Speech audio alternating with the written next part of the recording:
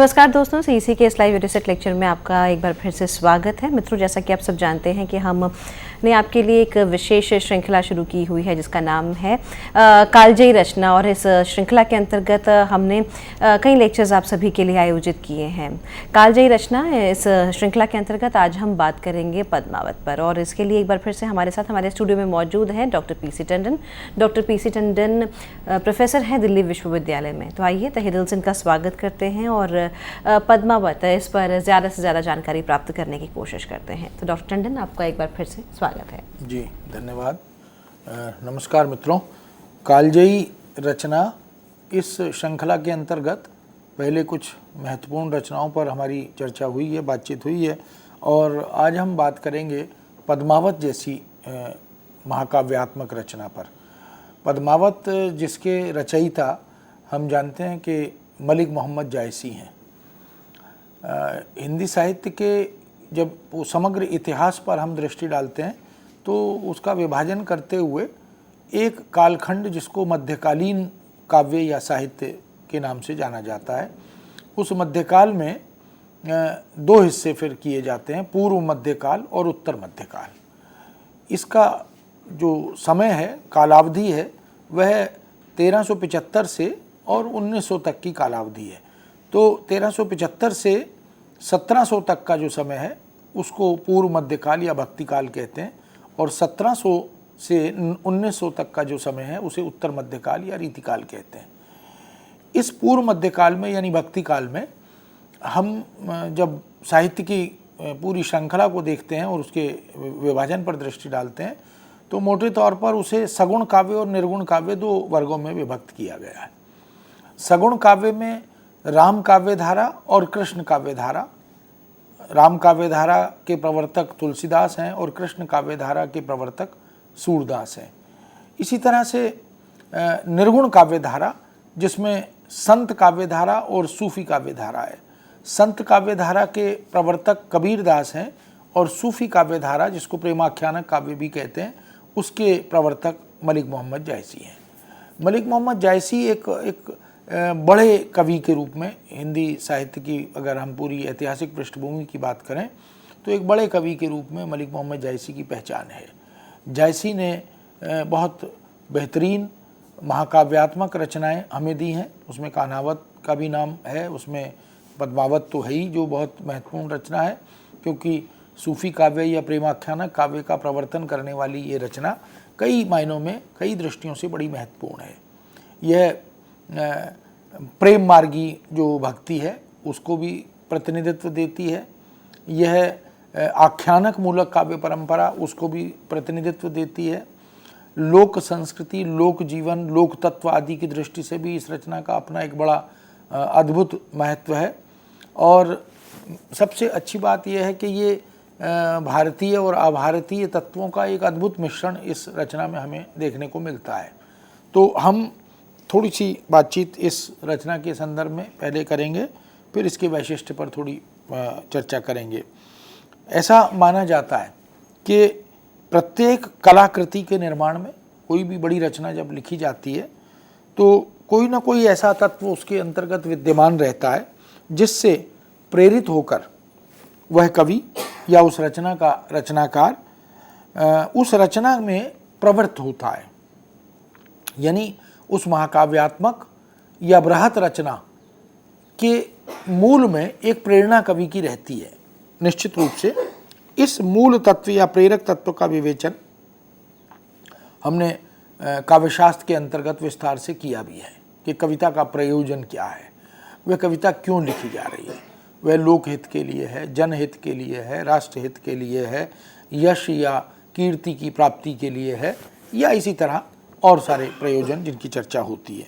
जायसी को उनके युग की प्रवृत्ति ने उनको पद्मावत जैसे महाकाव्य की रचना करने के लिए प्रेरित किया।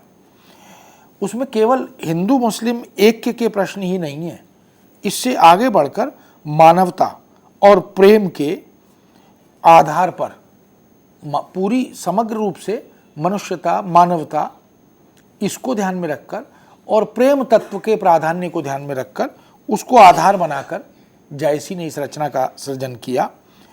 जायसी पूर्ववर्ती प्रेम गाथाओं से भी अत्यधिक अनुप्रेरित थे और यश की कामना, जैसा कि हमने प्रयोजन की बात की कि कोई कवि, कोई रचनाकार रचना का सृजन क्यों करता है, तो उसे यशस्वी होने की कामना उसके मन में रहती है। उसे लगता है कि उसके बाद भी उसके नाम को जीवित रखने वाली कोई रचना ऐसी हो, ऐसा सृजन वो करे। तो जायसी को यश की कामना तो अत्यधिक थी ही, प्रबल थी। पद्मावत में वे स्वयं ये लिखते भी हैं कि ऐसा कौन उत्पन्न हुआ है सृष्टि में जो यश बेचना और मोल लेना नहीं चाहता। हमने भी इस प्रेम कहानी की रचना इसीलिए की है, यह बात जायसी स्वयं स्वीकार करते हैं, उनकी स्वीकारोक्ति है। उन्होंने लिखा भी है, केई न जगत जस बेचा, कोई न लीन जस मोल, जो यह पढ़े कहानी हम सबरे दो बोल। तो इस कहानी को, इस कथानक को जब लोग पढ़ेंगे तो फिर जायसी को याद करेंगे, ऐसी उनकी इच्छा, उनकी आकांक्षा थी। इस संदर्भ में मूल प्रेरक शक्ति को अगर हम देखें तो पद्मावत के मूल में एक अध्यात्म चेतना भी है। उसकी जो अध्यात्म प्रियता है वही कहीं ना कहीं रचना के मूल में दिखाई देती है। इसलिए डॉक्टर गोविंद त्रिगुणायत ने यह बात कही भी है कि इतना तो सत्य है कि उनके काव्य की रचना के मूल में उनकी अध्यात्म प्रियता अवश्य विद्यमान है। इसी तरह से हम ये भी देखते हैं कि पद्मावत में जायसी की जो महत्वपूर्ण जो उनकी प्रेरणा है वह अद्वैत चेतना भी है। ये जो अद्वैतवाद है शंकराचार्य का, उसका प्रभाव भी, उसकी प्रेरणा भी इस रचना के मूल में कहीं ना कहीं दिखाई देती है। इसलिए यह निर्भ्रांत है कि कथा वस्तु की प्रेरणा महत्वपूर्ण है, स्वाभाविक है, जिसके फलस्वरूप यह पद्मावत जैसी महाकाव्यात्मक रचना सूफी काव्य परंपरा में हमारे समक्ष आई। और न केवल समक्ष आई बल्कि सूफी काव्य परंपरा में यह सर्वोत्कृष्ट रचना के रूप में अग्रिम पंक्ति में इसकी स्थापना हुई, इसकी लोक स्वीकृति हुई। किसी भी महाकाव्य के तत्वों को लेकर शास्त्र में विस्तार से विवेचना हुई है, क्योंकि संस्कृत परंपरा में हम देख सकते हैं कि बहुत सारे महाकाव्यात्मक ग्रंथ हमारे समक्ष आते हैं।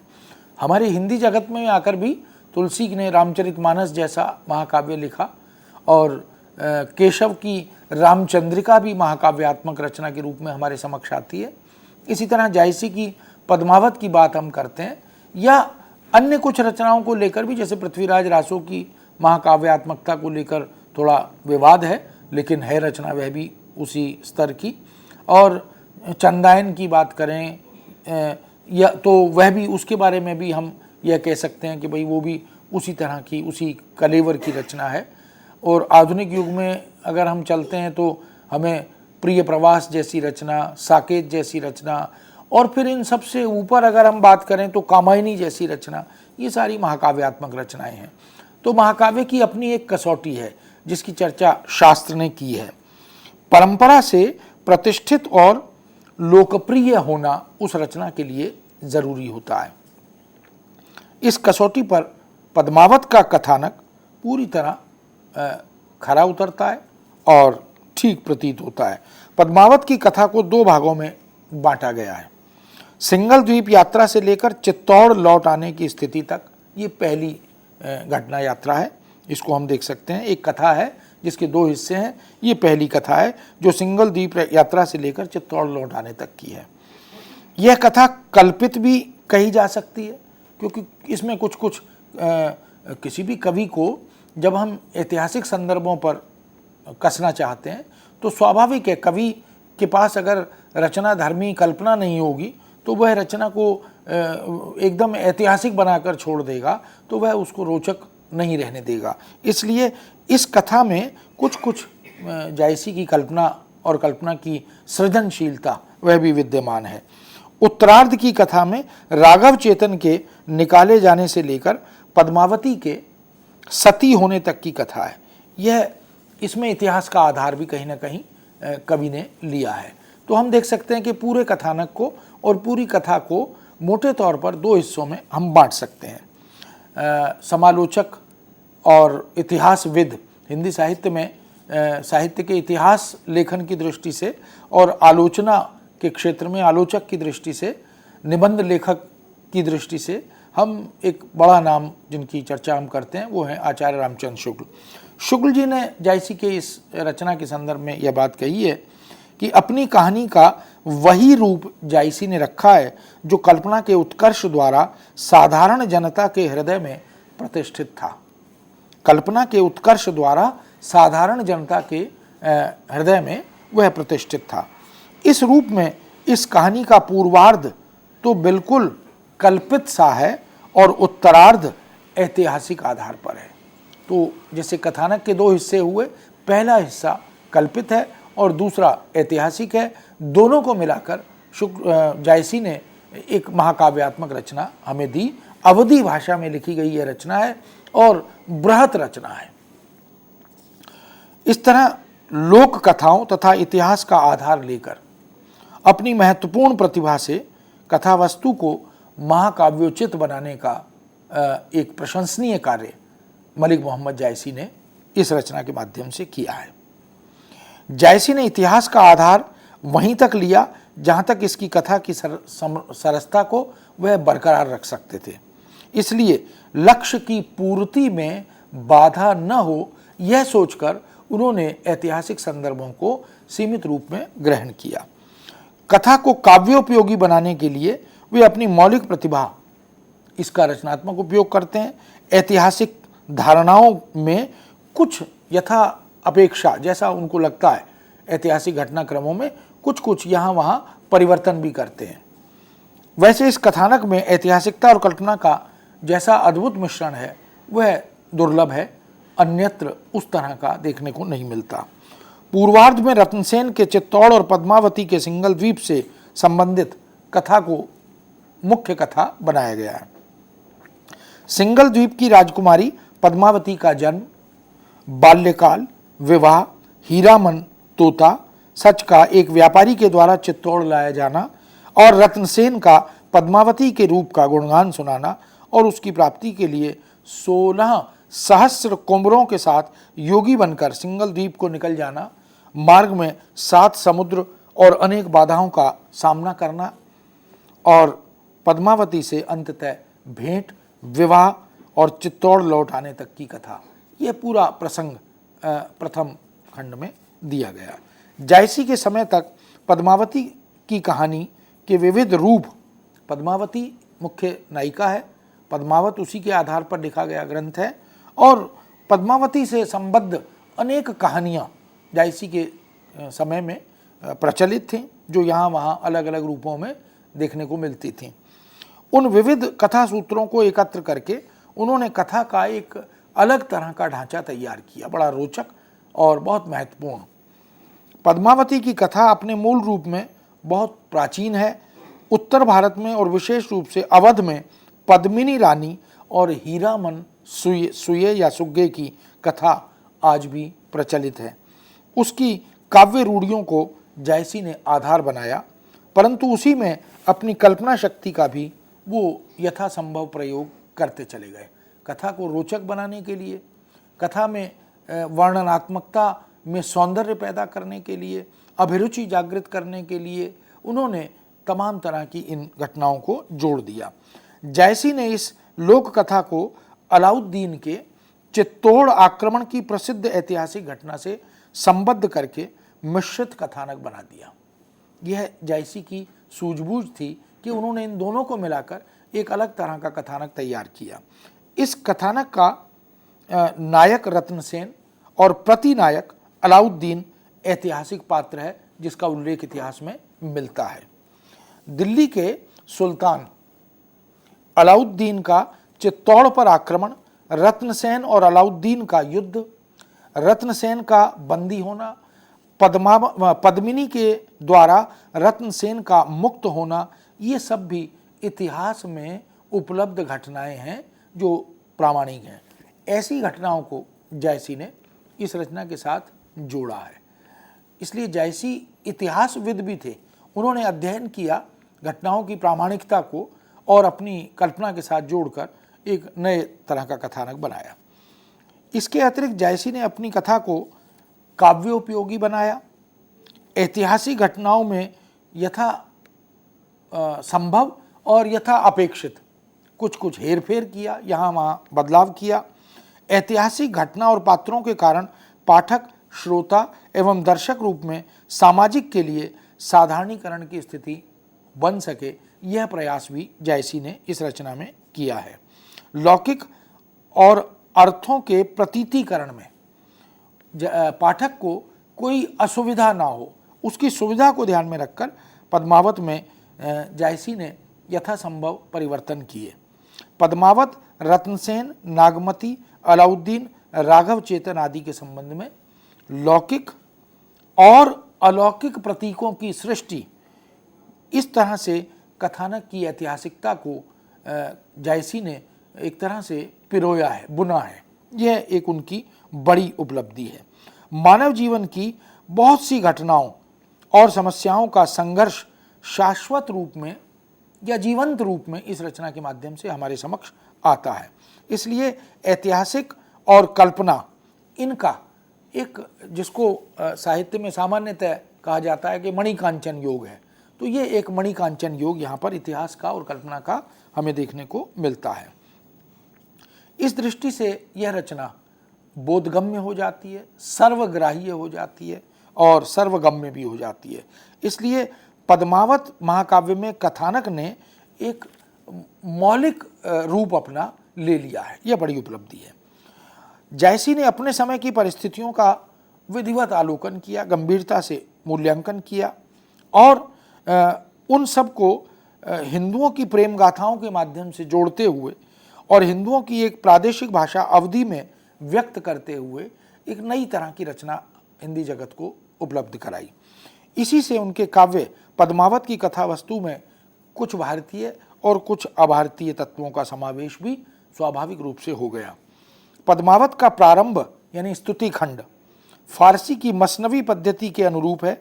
इसमें ईश्वर वंदना, मोहम्मद साहब की स्तुति, तत्कालीन बादशाह की प्रशंसा और आत्म परिचय आदि यह विस्तार से प्रारंभ में दिया गया है। ये जो चारों चरण हैं ये बताते हैं कि उसमें भारतीय तत्व भी है और अभारतीय तत्व भी है। मसनवी शैली के प्रभाव से पद्मावत की कथा सर्गबद्ध नहीं है, क्योंकि भारतीय परंपरा में सर्गबद्ध होती है लेकिन मसनवी पद्धति में ऐसा नहीं होता। यहाँ पर घटनाओं और घटना स्थलों के पात्रों के आधार पर रचना का अध्यायों में विभाजन किया गया है। यह 58 खंडों में उपलब्ध रचना है। इस्लाम धर्म के अनेक धार्मिक विश्वासों का समावेश पद्मावत में यत्र तत्र दिखाई देता है। मुसलमानों का विश्वास है कि कयामत या प्रलय के दिन सब मनुष्यों के भले और बुरे कर्मों का विचार होगा, खुदा के सामने इनका खाता खोला जाएगा। जायसी ने भी इन विश्वासों की ओर संकेत किया है। इसके साथ ही हिंदुओं के पुनर्जन्म की धारणा या विश्वास, उसका उल्लेख भी रचना में मिलता है। नागमती सुबह खंड में धाये सुए को मारने के हेतु ले जाते हुए यह बात विचारती भी है, जायसी ने इसका उल्लेख किया है। यह पंडित खंडित बैरागू दोष ताहि जहीं सूझ न आगू। पद्मावत का मुख्य प्रतिपाद्य, जो कथावस्तु का मुख्य वर्ण विषय है, वो प्रेम है। प्रेम भी उसके वियोग पक्ष को अत्यधिक महत्व के साथ प्रस्तुत करता है। विरह दशा का वर्णन करते हुए जहां उनकी कथा में भारतीय पद्धति और उसके अनुरूप षड ऋतु वर्णन, 12 मासा वर्णन आदि इनका विस्तार से चित्रण है, वहीं फारसी साहित्य की प्रचलित रूढ़ियों का भी भरपूर प्रयोग जायसी ने किया है। नागमती का गृह त्याग कर वन वन डोलना, यह फारसी पद्धति पर आश्रित है। भारतीय पद्धति में स्त्री का घर त्याग कर जंगल में या वन में डोलना यह नहीं है। भारतीय काव्य पद्धति में वियोग कला, नारी कभी घट कभी वियोग से ग्रस्त नारी, जो भारतीय सोच है, जो भारतीय मूल्य है, उसमें वियोगग्रस्त नारी कभी घर को त्याग कर निकल नहीं जाती। इसलिए जायसी ने इसका अभारतीय प्रभाव ग्रहण किया। इसी से नागमती का विरह वर्णन भारतीय वियोग पद्धति से मेल भी नहीं खाता। इस महाकाव्य में प्रेम का विकास भी फारसी ढंग से हुआ। वहाँ प्रेमोदय पहले नायक में होता है और वही नायिका की प्राप्ति के लिए निरंतर प्रयत्नशील रहता है। प्रारंभ में परमात्मा का प्रियतमा के रूप में चित्रण किया जाता है और जायसी ने पद्मावत में भी वही किया।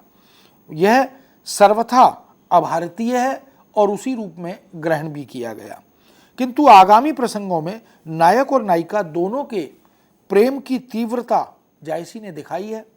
भारतीय और अभारतीय दोनों तत्वों का समन्वय करते हुए इस प्रेम की प्रगाढ़ता को भी जायसी ने रेखांकित किया है। इस तरह पद्मावत में वर्णित प्रेम फारसी दृष्टि से भावात्मक और भारतीय दृष्टि से व्यवहारात्मक दोनों ही तरह से हमारे सामने संगत रूप में उपस्थित होता है।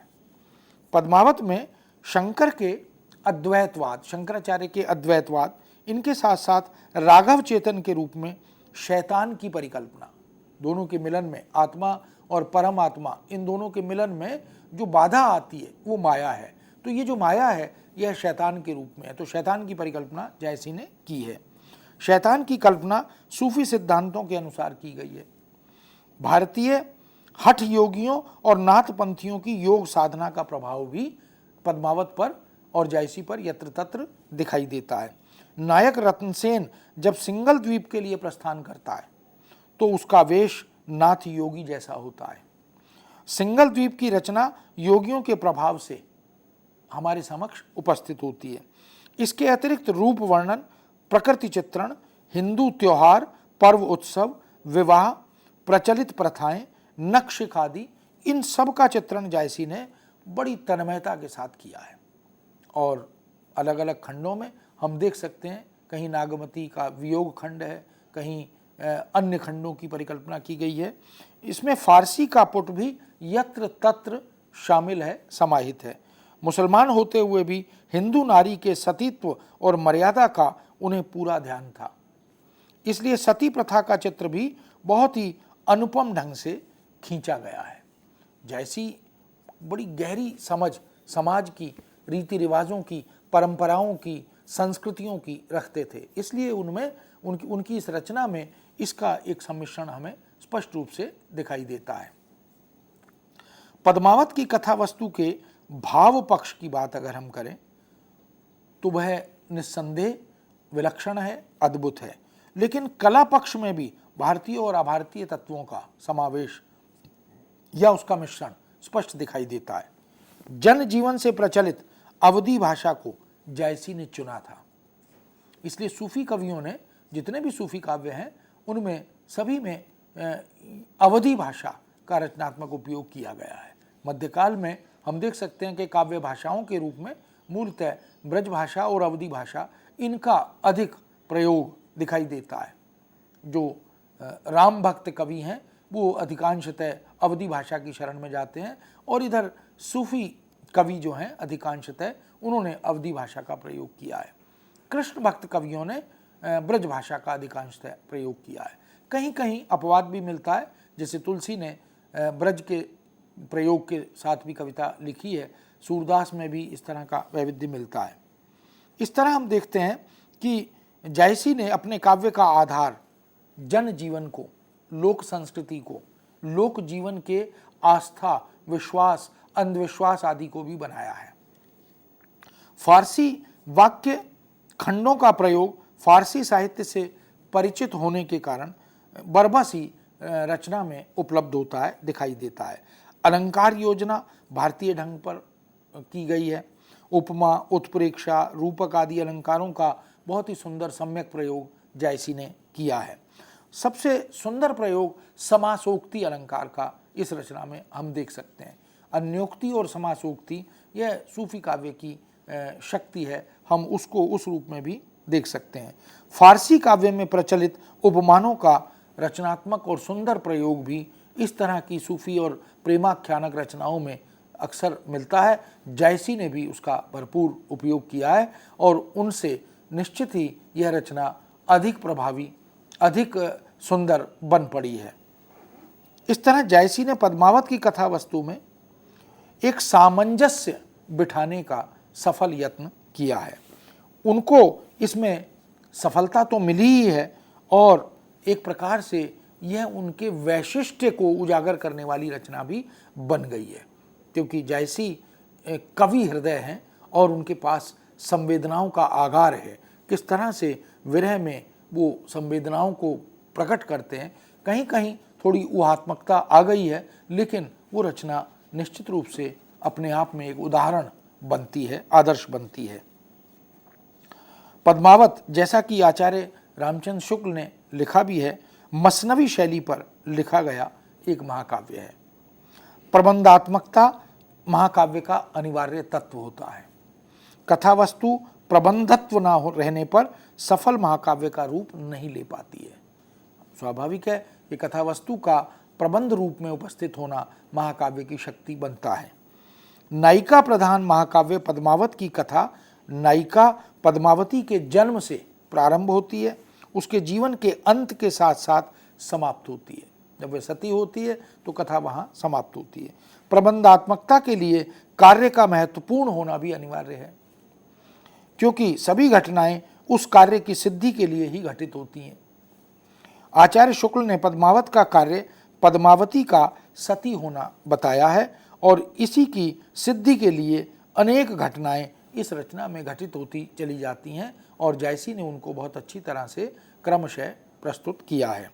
इसमें मुख्य घटना को लेकर चलने वाली कथा आधिकारिक कथा के रूप में उपस्थित होती है और अंत तक चलती है। आदि से अंत तक आधिकारिक घटना, आधिकारिक कथा रचना के भीतर बनी रहती है।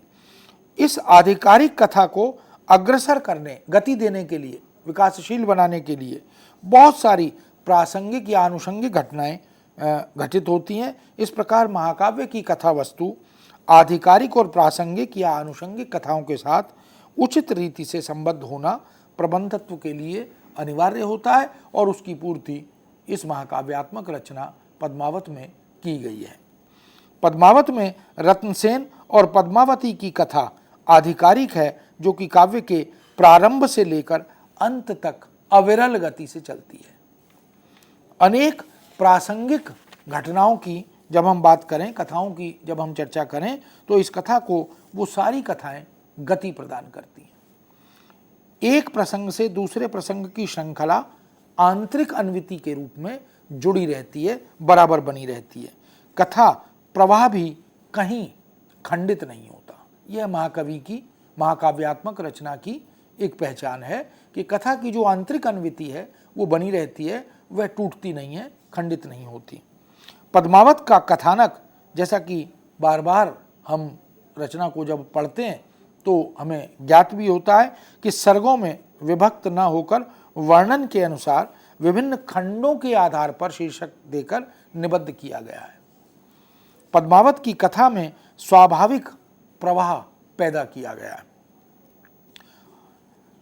इस सब के अतिरिक्त यदि हम दृष्टि डालें तो महाकवि जायसी ने इसे यथासंभव स्वाभाविक बनाने पर बल दिया है। पद्मावत में आद्योपांत यानी आदि से लेकर अंत तक कथा का प्रवाह मध्य में कुछ मंथर होता है, फिर उसमें गति आती है, फिर वह आगे बढ़ता है और लक्ष्य की ओर वह अग्रसर होता हुआ प्रतीत होता है और अंत में जाकर उसमें तीव्र गति आती है और वह कार्य सिद्धि की ओर लक्षित होता है और अपने लक्ष्य को प्राप्त करता है। इस तरह रत्नसेन के सिंगल द्वीप घेरने तक की कथा आदि भाग के अंतर्गत में यानी प्रारंभिक हिस्से में प्रस्तुत है।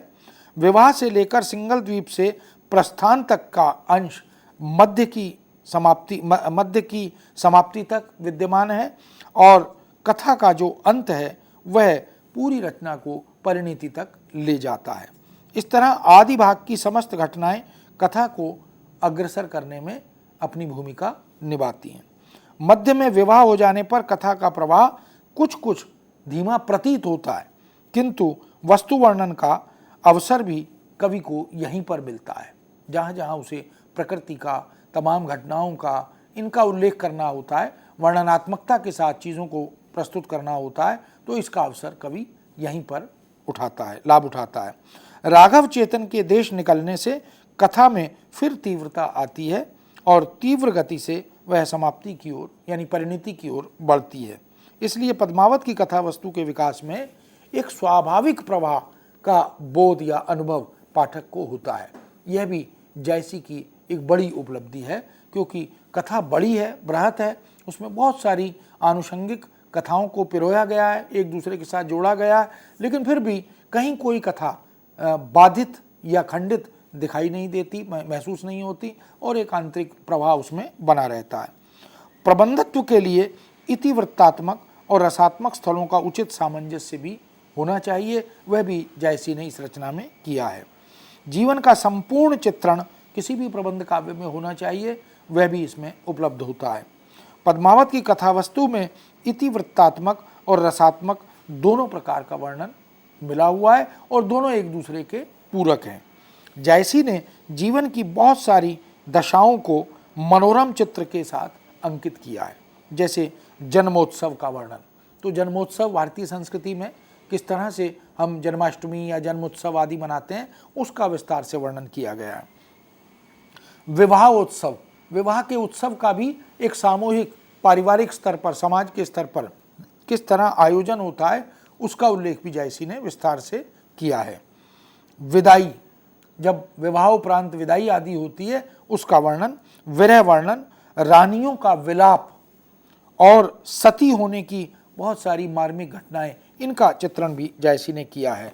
इस सब के साथ साथ प्रारंभ में स्तुति खंड, जैसे अपने आराध्य की स्तुति करना, जिसके प्रति आस्था है, विश्वास है, भक्तिभाव है, उसकी स्तुति। सिंगल द्वीप वर्णन, उस स्थान का, सिंगल द्वीप का, उसके प्राकृतिक वैभव का, मनोरम दृश्यों का, घटनाक्रमों का, चित्रों का बड़ा सुंदर प्रस्तुतिकरण है। जोगी खंड, सात समुद्र और स्त्री भेद आदि का जो खंड है, वर्णन है, इतिवृत्तात्मक वर्णन है ये सारा। और इसमें कथा में नीरसता नहीं आ पाई, यह भी जायसी की एक बड़ी उपलब्धि है। जायसी ने उसे यथासंभव रोचक बनाए रखा है और एक जो जिज्ञासा है, पठनीयता की जिज्ञासा, वो उसमें बनी रहती है। सरसता और रोचकता, इनका भी जो प्रबंध काव्य में एक संगम होना चाहिए, मिश्रण होना चाहिए, जायसी ने उसका भी यथासंभव प्रयास इसमें किया है। किसी भी प्रबंध काव्य के लिए रस का परिपाक भी होना चाहिए। पद्मावत की कथा वस्तु में रस परिपाक भी पर्याप्त मात्रा में दिखाई देता है। अंगिरस के रूप में श्रृंगार रस की बात की जा सकती है, लेकिन अन्य अनेक अंग रसों का वर्णन, कुछ एक मुख्य रस है और एक उसके आनुषंगिक सहयोगी रस हैं, उनका पर्याप्त वर्णन भी, विवरण भी इस रचना में यहाँ वहाँ मिलता है। श्रृंगार में भी जायसी का मन विप्रलंब में यानी वियोग में तुलना में ज़्यादा रमा है, इसलिए जो वियोग वर्णन खंड हैं वो ज़्यादा मार्मिक हैं, द्रवित करने वाले हैं और पठनीय भी हैं। कविता में जिसको काव्य तत्व कहते हैं, वह इन्हीं खंडों में बहुत तेजी से अनुभव किया जा सकता है। प्रेम का स्वरूप विरह में ही निखरता है और इस रचना की केंद्रीय वस्तु प्रेम है, इसलिए प्रेम का संबंध विरह से है, क्योंकि प्रेम की कसौटी विरह को कहा जाता है। तो यहाँ पर विरह वर्णन जो है, वियोग वर्णन जो है, वह उसमें जायसी का मन खूब रमा है। पद्मावत में नाटकीय संधियों और कार्य अवस्थाओं का संयोजन भी, समावेश भी बहुत कुशलता के साथ किया गया है। पाश्चात्य ढंग की कार्य अवस्थाओं, निगत और अवसान आदि का भी जायसी ने लाभ उठाया और उनका नियोजन भी रचना के अंतर्गत किया है। इस तरह पद्मावत का कथानक पूरी तरह से आद्योपांत सुगठित है, प्रबंध के यानी प्रबंध काव्य या महाकाव्य के पूरी तरह अनुरूप है। रसात्मकता के संचार के लिए जिस तरह का घटनाक्रम, घटना चक्र किसी महाकाव्यात्मक रचना में होना चाहिए, उसका समावेश भी इस रचना में विधिवत दिखाई देता है। पद्मावत का घटना चक्र एक संबद्धता, आत्मिक संबद्धता, आंतरिक संबद्धता के साथ हमारे समक्ष आता है। इसलिए जायसी का उद्देश्य प्रेम साधना द्वारा मोक्ष प्राप्ति, इसकी प्रतीति या इसका अनुभव कराना है। प्रेम साधना द्वारा मोक्ष की प्राप्ति, यानी मोक्ष अगर प्राप्त करना है तो उसका मार्ग यानी ये प्रेम मार्गी भक्ति धारा है जिसकी तरफ जायसी ने संकेत किया है। इस महान उद्देश्य की सिद्धि के लिए उन्होंने अपने काव्य का रूप महाकाव्यात्मक बनाया और कथानक भी उसी के अनुकूल उसकी संरचना तैयार की, उसका गठन किया। अपने कथानक को वे लौकिक धरातल पर वर्णित करते हैं और धीरे धीरे रत्नसेन की मृत्यु और पद्मावती तथा नागमती का सती होना दिखलाकर वे चिर मिलन की अलौकिक प्रतिष्ठा की ओर भी ले जाना चाहते हैं। तो लौकिक से अलौकिक तक के गमन की यात्रा प्रेम की, इसकी ओर जायसी ने संकेत इस रचना के माध्यम से किया है। जहाँ तक हम देखते हैं कि समस्त चिंताओं से मुक्त होकर जायसी नायक को अंतिम पराकाष्ठा तक ले जाना चाहते हैं और यह परम शांति की अवस्था है जिसकी ओर संकेत वो करते भी हैं। इस तरह से पद्मावत का कथानक महाकाव्यात्मक या महाकाव्यात्मक रचना के पूर्णतः अनुकूल दिखाई देता है। विभिन्न जीवन दशाओं के व्यापक मनोहर चित्र जायसी अपेक्षा अनुसार संदर्भ अनुसार उपस्थित भी करते चलते हैं। समस्त घटनाएं श्रृंखलाबद्ध हैं, कथा के विकास में वो योग देती हैं। अपनी ऐतिहासिकता और कल्पना, भारतीय और अभारतीय इन तत्वों का समन्वय या मिश्रण रचना के उद्देश्य को संगति तक ले जाता है, यानी उचित निष्कर्ष तक ले जाता है। इसलिए यह प्रभावशाली रचना बनकर हमारे सामने आती है और भक्तिकाल की एक महाकाव्यात्मक रचना के रूप में, क्योंकि भक्तिकाल महाकाव्यात्मक रचनाओं की दृष्टि से पहले रामचरितमानस और रामचंद्रिका जैसी रचनाएं हमें देता है। अन्य भी बहुत सारी रचनाएं मध्यकाल में महाकाव्यात्मक हैं जिनका उल्लेख हमें मिलता है। तो इस तरह से हम कह सकते हैं कि यह लौकिक प्रेम और अलौकिक प्रेम, दो प्रकार के प्रेमों के बीच में एक सेतु बनाने का काम इस रचना के माध्यम से कवि ने किया है। कवि की यह धारणा है कि प्रेम के बिना प्रेम का अस्तित्व स्वीकार नहीं किया जा सकता, रूप के बिना हम प्रेम को वर्णित नहीं कर सकते। इसलिए निर्गुण प्रेम में प्रेम ज्ञानाश्रयी होता है, जबकि सामान्यतः जो रूप वर्णन है वो इस कविता की एक शक्ति बनकर हमारे सामने आता है। इसलिए प्रेम वास्तव में आनंदमयी अनुभूति कराता है और सशरीरी के रूप गुण और सानिध्य से ही प्रेम की प्राप्ति होती है। इनका उल्लेख भी जायसी प्रकारांतर से करते चलते हैं। जायसी की यह रचना प्रेमाख्यानों की परंपरा में एक महत्वपूर्ण रचना है। हमारे यहाँ प्रेमाख्यानक रचनाओं की एक लंबी परंपरा मिलती है और ये असूफी प्रेमाख्यान तथा सूफी प्रेमाख्यान इन दो रूपों में हमारे समक्ष आते हैं। जैसे असूफी प्रेमाख्यानों की अगर चर्चा करें तो ढोला मारूरा दूहा ये पहली रचना है जो संवत 1000 के आसपास की रचना है।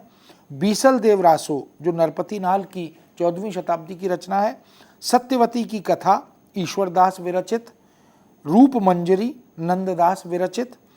माधवानल कामकंदला आलम कवि जो रीतिमुक्त कवि हैं उनके द्वारा रचित। केली कृष्ण रुक्मणी मीरी ये भी एक महत्वपूर्ण रचना है।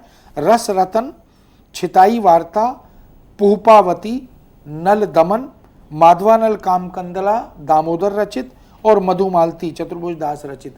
ये सारी वो रचनाएं हैं जो असूफी प्रेमाख्यानक रचनाएं हैं।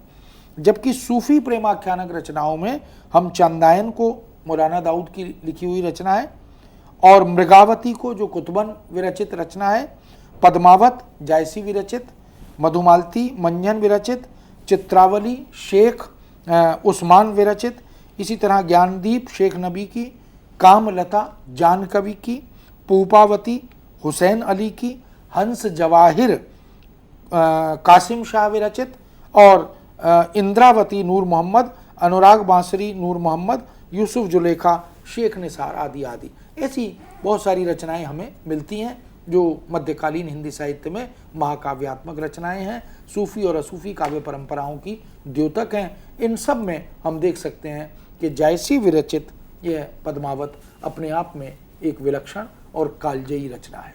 आज हम इस विषय को यहीं विराम देते हैं। अगली बार फिर अगले विषय पर चर्चा करेंगे। धन्यवाद। इसी के साथ हम धन्यवाद देना चाहेंगे डॉक्टर पीसी टंडन को। और मित्रों, अगर आपके कोई भी प्रश्न हो, कोई भी सुझाव हो, तो आप हमसे संपर्क कर सकते हैं। हमारी ईमेल आईडी है info.cc@nic.in। आप सभी से फिर मुलाकात होगी एक नए विषय के साथ। तब तक के लिए आप सभी को नमस्कार। नमस्कार।